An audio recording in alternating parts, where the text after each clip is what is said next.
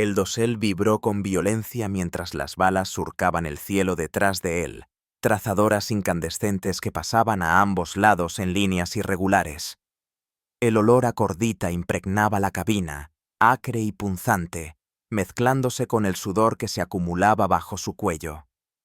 El oficial de vuelo Ronald Hammond mantenía la mano enguantada aferrada a la palanca de mando, los nudillos pálidos, los brazos temblorosos.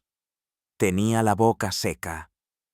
Su Hurricane Mark I rugía en el aire, el motor sobrerevolucionado, la presión del aceite oscilando peligrosamente cerca del rojo.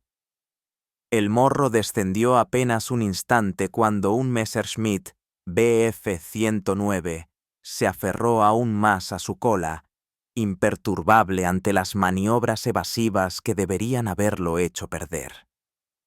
Detrás de él, el piloto alemán tenía la ventaja, como siempre. El motor Daimler-Benz del 109 lo mantenía ágil en la trepada y mortal en el picado. Podía oír ahora sus ametralladoras, ráfagas cortas, crueles, que resonaban débilmente tras el rugido torturado del motor. Cada sacudida sonaba más cerca que la anterior. Cada segundo se estiraba como un alambre. Hammond viró a la izquierda, luego a la derecha. Nada. El maldito seguía pegado, igualando cada movimiento. Su altitud desaparecía con rapidez. 12.000 pies, luego 9, después 6. Su parabrisas se volvió borroso por un momento, no por el vapor, sino por la sangre. Un corte superficial sobre la ceja goteaba hasta su ojo, ardiendo como ácido. Lo limpió con la manga, ya empapada de grasa. Abajo, el campo de Kent se extendía en franjas de oro y verde. Granjas, setos, puntos de heno apilado. No había refugio allí, solo una tumba esperando a ser cavada. El control se le escapaba, las opciones se agotaban, y aún así, el Messerschmitt no se apartaba. Las maniobras estándar habían fallado. Espirales, picados, virajes, movimientos de manual. Le quedaba un solo truco, y solo pensarlo le encogía el estómago. En la base de la RAF, d'Oxford se habían reído de aquella idea. Si haces eso en un Hurricane a esa velocidad, decían, arrancarás el timón de dirección de cuajo, caerás al suelo como una piedra. Los instructores lo llamaban suicidio, no en broma, sino con la certeza de los partes funerarios escritos el mismo día. Pero esto no era teoría, esto era ahora. Exhaló una vez, rápido, seco. Luego pisó el pedal del timón con fuerza hacia la izquierda, mientras tiraba del alerón contrario a la derecha. El Hurricane se sacudió con violencia. No viró. Se deslizó de lado en pleno aire como una puerta rota colgada de una bisagra. El morro no giró a través del viraje, sino que se arrastró por el cielo como si algo se hubiera rasgado en su centro. Su espalda se golpeó contra el costado. Los instrumentos se volvieron borrosos. El viento desgarraba el fuselaje, gritando en protesta. Todo el avión gemía, torcido de manera antinatural, no como una máquina maniobrando, sino como un cuerpo tratando de escapar de sus propios huesos. Por un instante, el cielo desapareció. Solo gris, giro y ruido. Luego, claridad. El 109 pasó frente a su cabina, demasiado rápido para corregir, sobrepasándolo de forma descontrolada. Hammond vio el destello plateado de su punta de ala, tan cerca que el corazón se le paralizó. No pensó. Simplemente viró a la izquierda, estabilizó y disparó. Una ráfaga limpia de las 8 Browning. Las trazadoras alcanzaron al 109 cuando intentaba recuperar el control. Una dio en el blanco, luego otra. El Messerschmitt tembló, se inclinó y empezó a caer, tambaleándose, dejando tras de sí una gruesa estela de humo. No había tiempo para confirmar la baja. Hammond ascendió, el motor tosiendo, los ojos ardiendo. La estática crepitó en sus oídos. Alguien gritaba su indicativo por la radio, entrecortado y desesperado. No respondió. No podía. Aún sujetaba la palanca como si fuera a desvanecerse. El Hurricane volvió a gemir, como algo herido. Abajo, el Messerschmitt desapareció entre las nubes. Arriba, por ahora, el cielo era suyo. Pero no podía olvidar lo que acababa de hacer, porque aquel viraje, ese maldito viraje, era el que decían, ningún piloto debía intentar jamás. Y, sin embargo, había funcionado. Los equipos de tierra apenas dormían. Las llaves inglesas repicaban contra los capós a medianoche. Las manos ennegrecidas por el aceite, el sudor mezclado con el olor a metal caliente y combustible de aviación. Las patrullas del amanecer rodaban lentamente por pistas de hierba aún húmedas por el rocío. En los puntos de dispersión, los pilotos permanecían en silencio, fumando sin parar, con la mirada fija en el horizonte como si esperaran a la muerte. A comienzos de agosto, la Luftwaffe ya golpeaba más profundo en Inglaterra. El canal se había convertido en una autopista de un solo sentido para las formaciones de Heinkels, Dorniers y sus afilados escoltas. Pero no eran los bombarderos los que destrozaban los escuadrones, sino los Messerschmitt Bf 109, que atravesaban a la RAF como cuchillas rasgando lino. Subían más rápido, giraban con más fuerza. Se lanzaban en picado con mayor velocidad. Sus cañones destrozaban lona y acero en cuestión de segundos. A máxima potencia, dejaban atrás a los Hurricanes con facilidad. Los pilotos lo sabían.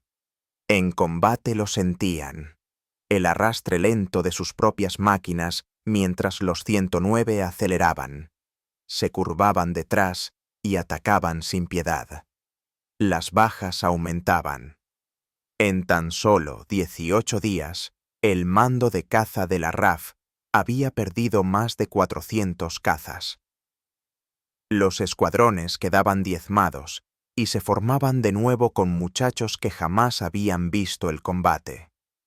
Los manuales ofrecían tácticas, pero ninguna se mantenía al ritmo de la realidad. Las formaciones en línea se desmoronaban bajo la presión. Los compañeros desaparecían entre nubes de humo. Los instructores predicaban disciplina, pero los alemanes no seguían el guión. El oficial de vuelo Ronald Hammond, con apenas 6 semanas de experiencia operativa, lo veía desarrollarse con una claridad insoportable. Durante su segunda misión, su jefe de sección se precipitó al mar tras recibir una ráfaga silenciosa por detrás. 2 días después, un comandante de vuelo recibió un disparo en la cabina y desapareció en un bosque al norte de Canterbury. Hammond estudiaba sus errores con una obsesión silenciosa. En los escasos momentos entre despegues de emergencia, trazaba giros imaginarios en el suelo con un palo, murmurando para sí velocidades del motor, posiciones de flaps y paso de la hélice.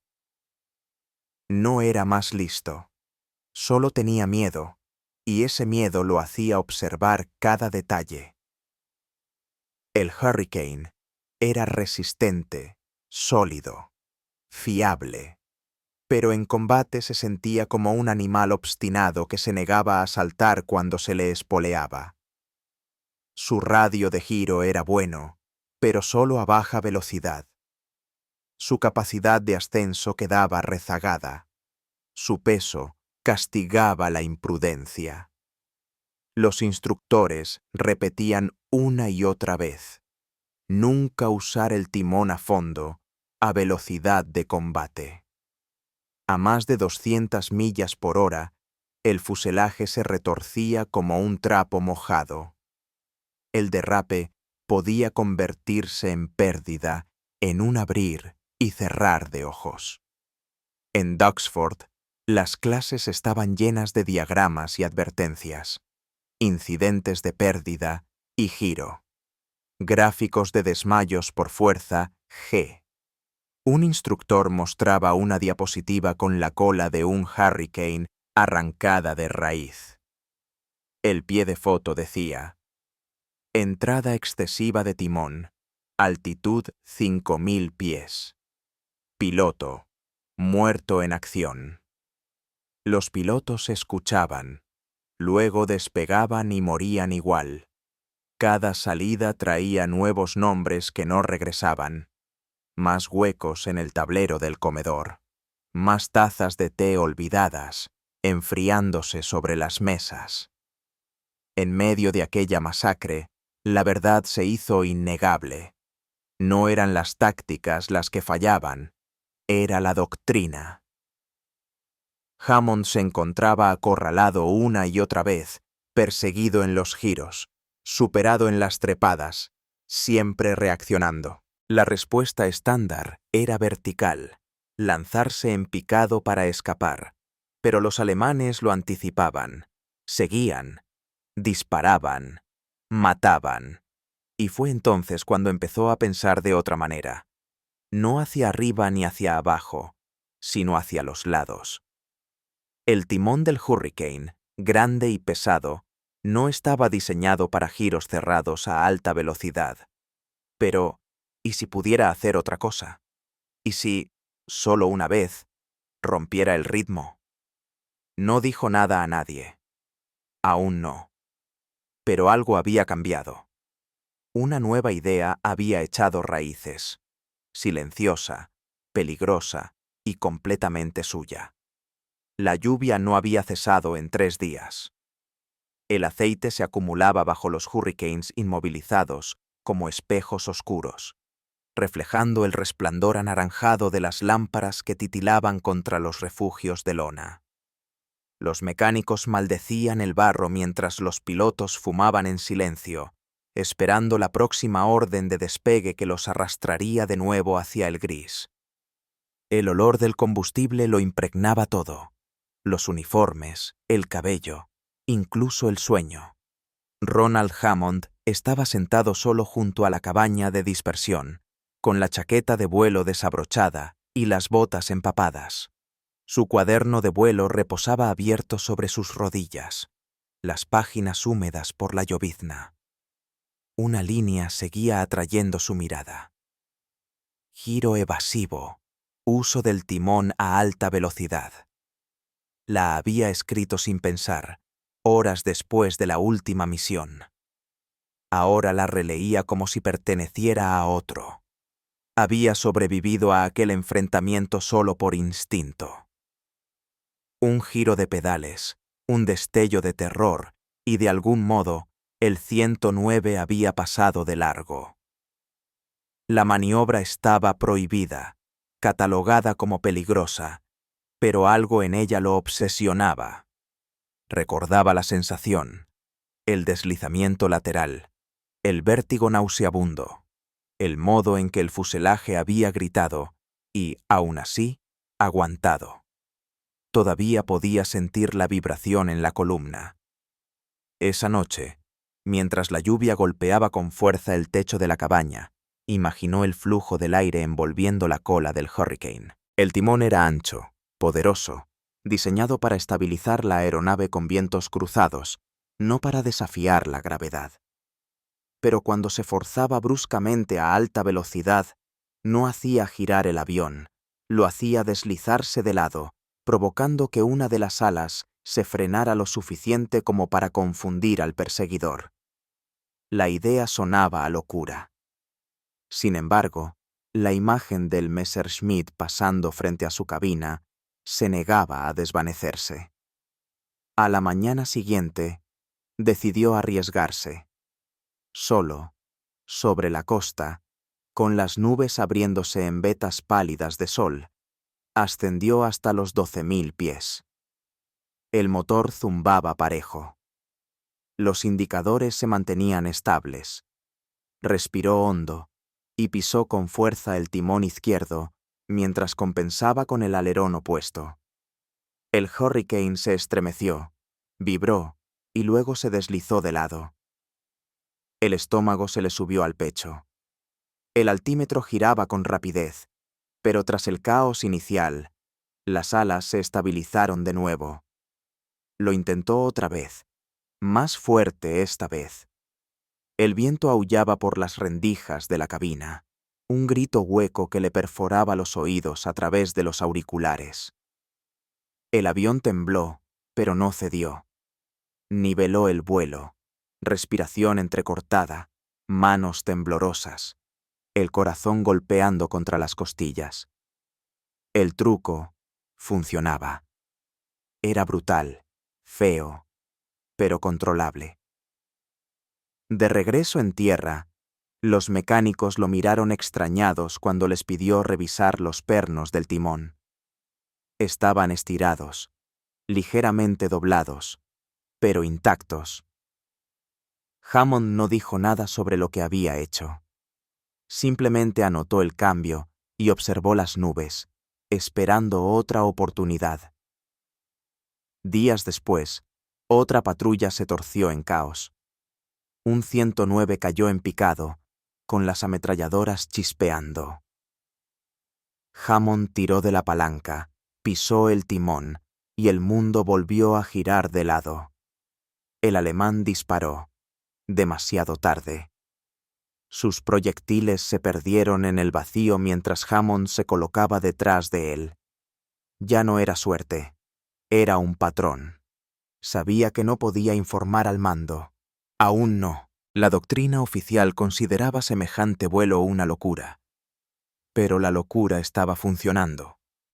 Cuando el escuadrón se reunió para el informe, nadie preguntó cómo había sobrevivido a otra persecución. Solo lo miraron, algunos con admiración, otros con incredulidad. Hammond evitó sus ojos. Regresó a su Hurricane, apoyó una mano sobre la cola y sintió la débil vibración que aún recorría el metal. Era como si el avión estuviera vivo, consciente del peligro, compartiéndolo con él. Algo había cambiado para siempre. Aún no lo sabía, pero aquel pequeño y desafiante giro de su bota pronto resonaría mucho más allá de su propia cabina. La sirena de alerta cortó la neblina matutina como un cuchillo. Los mecánicos soltaron las herramientas. Los pilotos salieron corriendo de la cabaña de dispersión, las botas chapoteando en los charcos que había dejado la tormenta de la noche anterior. El aire olía a gasolina y hierba mojada, ese aroma agudo que acompaña la adrenalina antes del vuelo. Hammond se bajó las gafas, el corazón desbocado, y saltó dentro de la cabina. El motor Merlin tosió, prendió y rugió con vida. Cada vibración atravesaba sus costillas mientras la hélice se transformaba en un disco de plata. ¡Escuadrón! ¡Despeguen! Ángeles 15, incursión desde Calais. La voz del controlador crepitó en los auriculares. Hammond empujó el acelerador al máximo. El barro y el rocío se arremolinaron detrás de él cuando el Hurricane se elevó de la pista, cortando el cielo nublado con sus alas. El aire vibraba con el zumbido de decenas de motores que formaban un diamante irregular sobre las nubes. Abajo, la costa se desvanecía en una bruma blanca. Nivelaron a 15.000 pies. Delante, unas manchas oscuras crecían hasta formar una escuadra de bombarderos con cruces negras en las alas. Más arriba, reluciendo al sol, un enjambre de 109 aguardaba como halcones. La orden llegó rápida. ¡Tally-ho! Y el caos estalló. El primer ataque cayó desde lo alto. Trazadoras que pasaban silbando, desgarrando tela y carne. Un hurricane estalló en una nube de humo y fuego. Otro cayó en espiral, dejando un rastro de aceite. Hammond viró a la izquierda, rodando con fuerza para esquivar un ataque desde el borde iluminado por el sol. El aire rugía contra la cabina, cargado con el olor a cordita y caucho quemado. Vio un 109 bajando detrás de él, cerrando distancia con rapidez.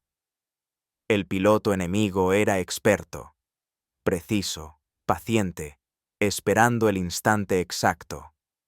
Cada maniobra evasiva que Hammond intentaba solo acortaba la distancia. Las balas pasaban junto a las puntas de las alas, líneas blancas que cortaban el aire como látigos. 5 segundos para morir. Tal vez menos. Abrió el acelerador al máximo y tiró de la palanca en una trepada abrupta. El Hurricane empezó a temblar. El motor gemía. El 109 lo seguía, subiendo también. No había escapatoria hacia arriba. Niveló, descendió de golpe y, en ese instante, sintió cómo el instinto cortaba el miedo como un filo helado. Sin vacilar, Hammond pisó a fondo el timón izquierdo y compensó con el alerón derecho. El Hurricane no giró. Se deslizó, vibró y luego se desvió de lado en un derrape imposible. El fuselaje gritó. Los pedales retumbaron bajo sus botas. Por un latido, la gravedad desapareció. El Messerschmitt pasó frente a su cabina en un destello gris, sobrepasando antes de que el alemán pudiera reaccionar. Hammond rodó de nuevo, entornó los ojos y disparó.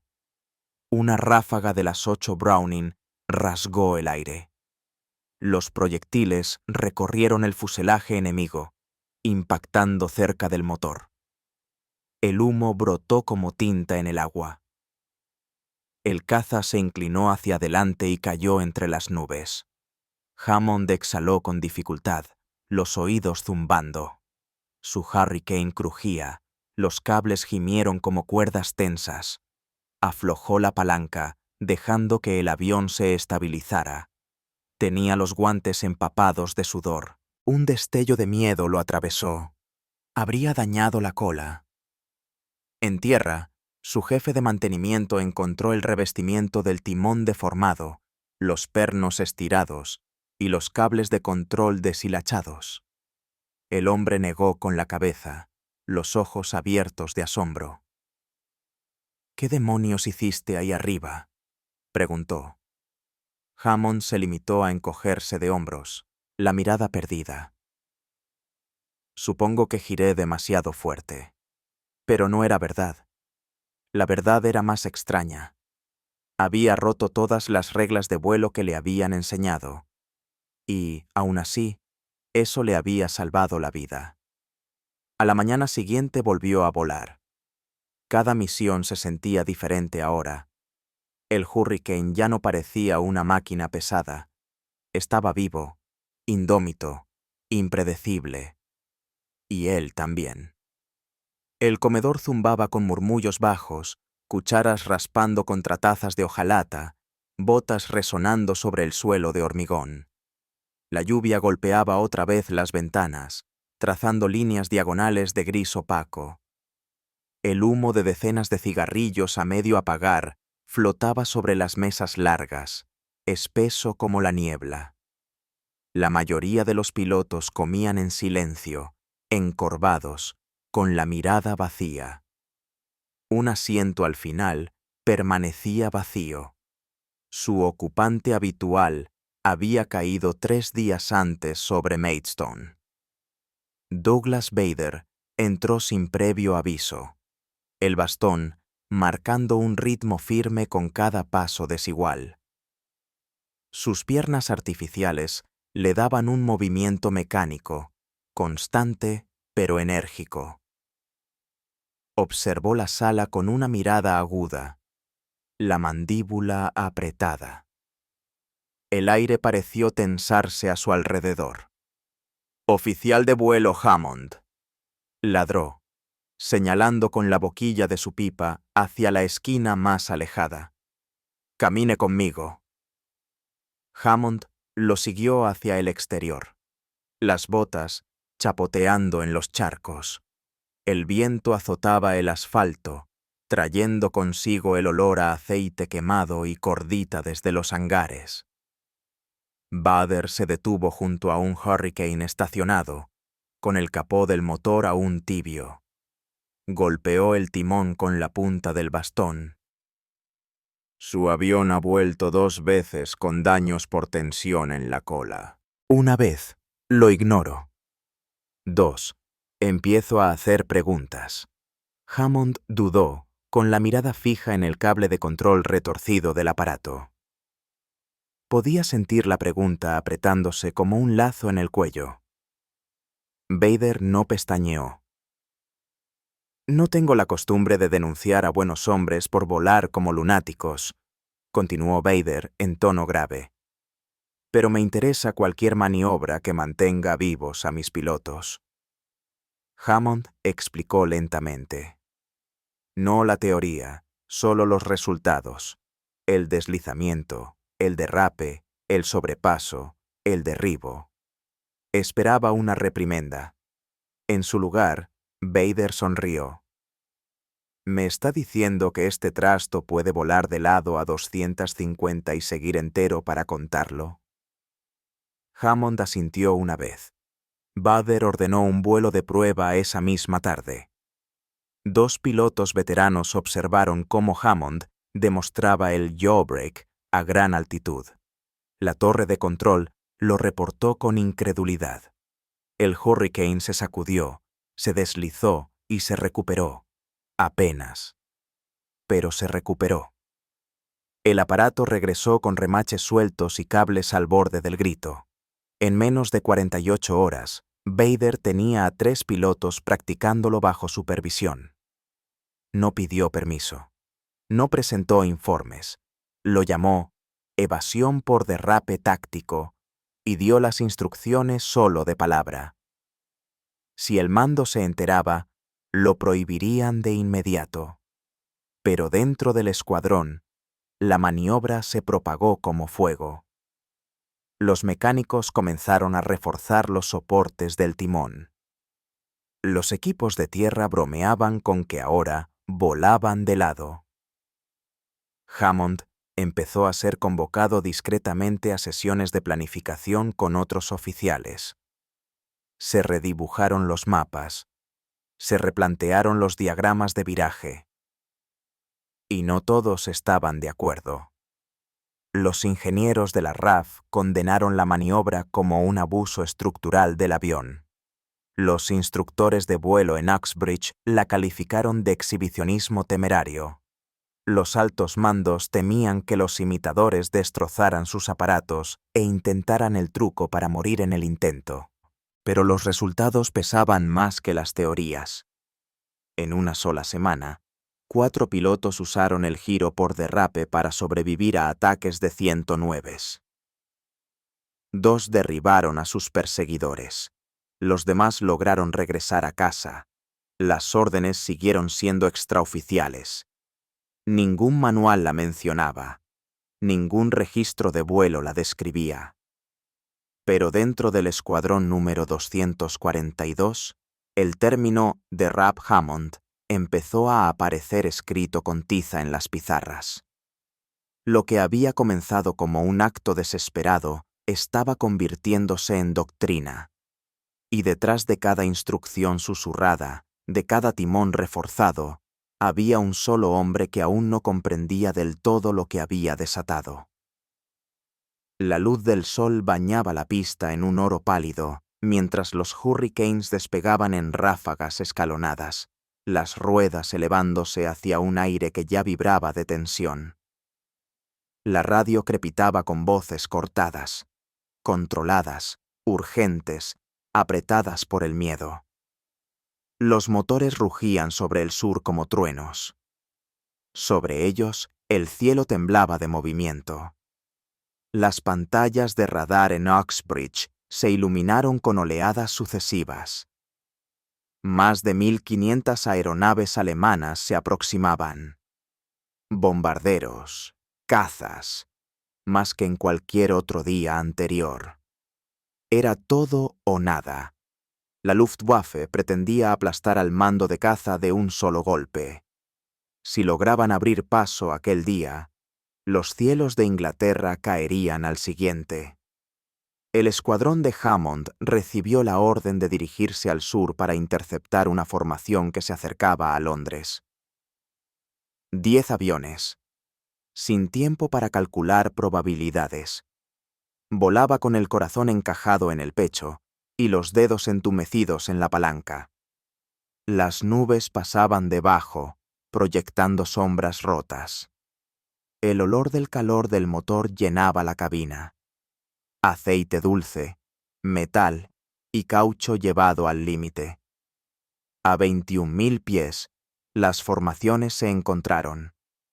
Los Stukas avanzaban pesadamente abajo, escoltados por Bf-110s. Encima de ellos, una red de Bf-109s aguardaba para atacar. El contacto fue inmediato. Los primeros minutos se desdibujaron. El fuego cruzado llenó el aire. Explosiones negras de antiaérea estallaban entre las formaciones. Hammond se lanzó en picado tras un 109 que seguía a uno de sus compañeros. Disparó una ráfaga. Falló, pero obligó al alemán a romper. Otro Hurricane explotó cerca, fragmentos de metal girando en arcos lentos entre el humo. De pronto, un 109 cruzó directamente detrás de Hammond y subió en un giro cerrado hasta colocarse tras él. Demasiado rápido. Demasiado cerca. Viró con fuerza, trepó, rodó, en vano. El alemán seguía pegado a su cola, con los cañones encendidos. Un proyectil atravesó el fuselaje junto al acelerador. Saltaron chispas. Sintió el calor en el muslo derecho. Su mente se vació. El instinto tomó el control. Pisó a fondo el timón derecho mientras giraba el alerón opuesto. El Hurricane se retorció en un derrape imposible. Su cuerpo se golpeó contra el costado de la cabina. La sangre le subió a la cabeza. El Messerschmitt se pasó de largo, girando de manera descontrolada para recuperar el rumbo. Hammond enderezó, rodó, disparó. Sus proyectiles atravesaron el ala del alemán, cerca del encastre. El avión se estremeció, el morro cayó y entró en espiral hacia las nubes. Pero no hubo tiempo para celebrar. Abajo, más 109 irrumpían en la formación. Por la radio, las voces gritaban advertencias, pilotos abatidos uno tras otro. Hammond escaneó el caos y vio 2 Hurricanes intentando retirarse, perseguidos por un par de enemigos. Descendió con rapidez, se lanzó en picado y deslizó el Hurricane de nuevo, 2 veces en cuestión de segundos, sacando la cola de forma amplia, rompiendo las líneas de tiro. No disparó. No hizo falta. Los alemanes se apartaron, desorientados. Uno se desvió. El otro vaciló. Y un Spitfire, surgido de la nada, lo derribó. Por todas partes ahora, giros extraños. Derrapes planos. Virajes que desafiaban la aerodinámica. Los pilotos torcían los Hurricanes más allá de sus límites conocidos, forzando errores del enemigo. Los 109 reaccionaban con desconcierto. Estaban acostumbrados a combates verticales. Aquello ya no eran batallas, eran peleas callejeras en el cielo. Al caer la tarde, el enemigo comenzó a retirarse. El balance final llegó horas después. 56 aviones alemanes derribados. Las pérdidas de la RAF, menos de la mitad. Era el punto de inflexión. Pero para Hammond, los números significaban poco. Su timón estaba desgarrado, el revestimiento deformado. Le dolían las piernas de tanto bracear. Un guante estaba empapado en sangre, de un dedo que ni siquiera había notado abierto. Se quedó de pie sobre la hierba junto a su avión, el viento agitando las altas briznas alrededor de sus botas. El cielo sobre él estaba ahora vacío, en silencio. Un mecánico se acercó, los ojos muy abiertos al ver el conjunto de cola. «Si sigues haciendo eso, se va a partir por completo», murmuró. Hammond no respondió. Solo miró hacia el horizonte, donde las columnas de humo marcaban los lugares de quienes no habían regresado. Aquel día, la maniobra había vuelto a funcionar, pero el precio de sobrevivir nunca era cero. El aire dentro de la sala de informes era denso, cargado de calor, humo de tabaco y silencio. Los registros de vuelo cubrían la mesa en hojas superpuestas, con marcas de lápiz rojo atravesando columnas de nombres y distintivos de llamada. Una tetera silbaba en algún rincón, sin que nadie se moviera para servir. El Group Captain Leigh Mallory observaba las cifras con el ceño fruncido. Su dedo golpeó una vez, dos, sobre una hoja marcada como Escuadrón 242. Informes de daños en el timón. 9 entradas distintas. Todas en las últimas 3 semanas. Levantó la mirada. ¿Y me dice que esto es intencional? Bader asintió, con los brazos cruzados y el rostro impenetrable. No solo intencional, señor. Eficaz. Está salvando pilotos. No mencionó el nombre de Hammond, pero todos en la sala sabían dónde había empezado la idea. Los informes corrían de escuadrón en escuadrón.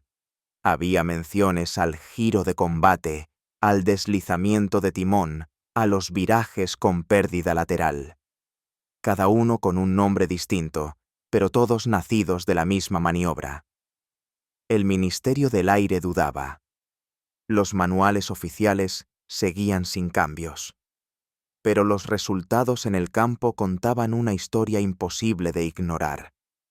Las bajas enemigas aumentaban. Las tasas de supervivencia mejoraban. Más pilotos regresaban de combates que habrían perdido semanas atrás. El mando emitió una orden discreta. Se considerará el derrape de emergencia con timón como maniobra permisible bajo estrés de combate. Advertencia. Alto riesgo de daño estructural en la cola. Era un compromiso. Nada formal, nada público. Pero significaba que el silencio se había roto. De vuelta en el escuadrón, Hammond leyó el memorando con los dedos entumecidos. Nadie le dio las gracias. No hubo medallas, ni ceremonias. Pero la mirada que Bader le dirigió, mitad sonrisa, mitad respeto, bastó. La noticia se extendió más rápido de lo que el protocolo podía contener. En las bases de Essex, Kent y Sussex, los jóvenes pilotos preguntaban a los viejos mecánicos si las colas de sus aviones podían aguantar un derrape. Los equipos de tierra empezaron a reforzar los ejes del timón sin necesidad de órdenes. Los instructores, antes escépticos, ahora incluían la maniobra en las lecciones nocturnas, mencionándola solo cuando las puertas estaban cerradas. El propio avión de Hammond tuvo el timón reemplazado 6 veces. Una vez, el estabilizador vertical regresó torcido como una lámina mojada. Los mecánicos dejaron de hacer preguntas. Simplemente se adaptaron. Cada vez que volaba, esperaba que la suerte se acabara. Cada vez que pisaba el timón, medio temía que se desprendiera en pleno giro. Pero nunca ocurrió. Ahora volaba más ligero, hablaba menos, comía rápido, dormía a ratos. La supervivencia volvía a los hombres más callados, no más valientes. La guerra a su alrededor había cambiado de forma. Las formaciones de la Luftwaffe eran más delgadas. Los bombarderos alemanes llegaban con menos escolta. El cielo, antes plagado de alas enemigas, empezaba a mostrar claros. Y aún así, la tensión no disminuía. Se endurecía. Cada derribo traía culpa. Cada caída dejaba un hueco que ninguna táctica podía llenar. Al anochecer, Hammond solía quedarse junto a su Hurricane, tocando el fuselaje como quien toma el pulso. La pintura cerca de la cola se había desgastado hasta dejar el aluminio al descubierto. El metal estaba picado, abollado, fatigado, pero resistía. Pensaba en la primera vez que intentó la maniobra, en cómo le temblaban las manos en la palanca, en cómo el pecho se le había cerrado de puro miedo. Ahora era memoria muscular, como parpadear bajo el fuego enemigo. Un solo movimiento, una herejía convertida en reflejo. Y ahora, otros sobrevivían a batallas que antes terminaban en llamas. No había cambiado nada oficial, pero todo había cambiado. La guerra no terminó con ruido, sino con silencio. Los aeródromos que antes vibraban con el martilleo de los motores y el olor del combustible ahora yacían mudos bajo cielos bajos y pesados. Los neumáticos se hundían en la tierra blanda. Los hangares solo resonaban con los ecos de los pájaros y de la memoria. Hammond caminaba solo sobre el asfalto agrietado de la RAF Coltishall. El viento traía el olor de hojas húmedas y aceite viejo. La pintura se desprendía del fuselaje de un Hurricane inmovilizado, el suyo o uno igual, ya despojado de cañones y de propósito. Pasó la mano sobre el escudo descolorido. Bajo sus dedos, el metal estaba frío, picado y suavizado por las manos de quienes ya no estaban. Sus papeles de baja cabían en un bolsillo, una sola medalla en el otro, sin discursos, sin despedidas. El expediente titulado Maniobras no oficiales, variación del timón del Hurricane, había desaparecido en las profundidades del Ministerio del Aire. De vuelta a la vida civil, trabajó en un almacén de repuestos cerca de Wolverhampton. Clasificaba tornillos, catalogaba refuerzos de alas. Nunca mencionó la maniobra. Jamás la recordó, ni siquiera en las reuniones de veteranos. La mayoría de los hombres que la habían visto estaban muertos o demasiado callados para hablar de ella. Pero la maniobra sobrevivió, no en manuales, sino en músculo. La RAF de posguerra asimiló las lecciones sin admitir siempre su origen. Un nuevo término apareció discretamente en los informes tácticos. Respuesta de disrupción lateral. Sin atribución, sin nombre, pero familiar. Los pilotos de Tempest y de los primeros reactores hablaban de derrapes de emergencia, de virajes de deriva que simulaban una pérdida y volvían bruscamente al control. Pasaron las décadas. El timón se redujo en los diseños modernos, sustituido por alas en flecha y amortiguadores de guiñada controlados por ordenador. Volar se volvió más rápido, más frío, menos humano. El cuerpo ya no se tensaba contra madera y cables, ya no contaba remaches en medio del combate. Pero en viejos informes de simulación y en los susurros ocasionales de los instructores, la huella seguía presente. En el Museo de la RAF en Hendon, una sección de cola se exhibe tras un cristal, doblada levemente hacia la izquierda. La placa debajo dice: Timón de Hawker Hurricane MK-AI, Escuadrón 242, recuperado en 1944, deformado por maniobras laterales de alto esfuerzo repetidas. Sin nombre de piloto. sin fecha de combate, sin historia. Pero los guías veteranos a veces la mencionan cuando pasan grupos de escolares. Cuentan cómo los primeros Hurricanes podían girar tanto que casi se desgarraban a sí mismos. Cómo una maniobra, tildada de peligrosa, incluso suicida, una vez salvó a un escuadrón en el día más oscuro de la batalla. Hammond nunca visitó. Vivió en silencio. Reparó relojes. Crió a 2 hijas. Por las noches despertaba de pronto, con el pecho apretado y el corazón desbocado, sintiendo aún el eco del aire rugiendo alrededor de su cabina dentro de sus pulmones.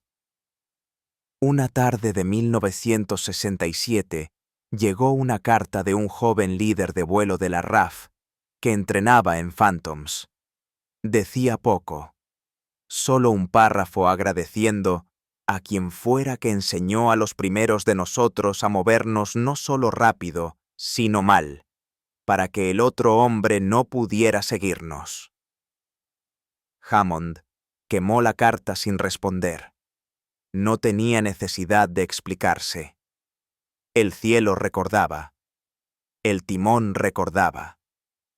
Y aquel giro imposible seguía ocupando su lugar, justo bajo la superficie de la historia, sin nombre, indiscutible, inolvidable.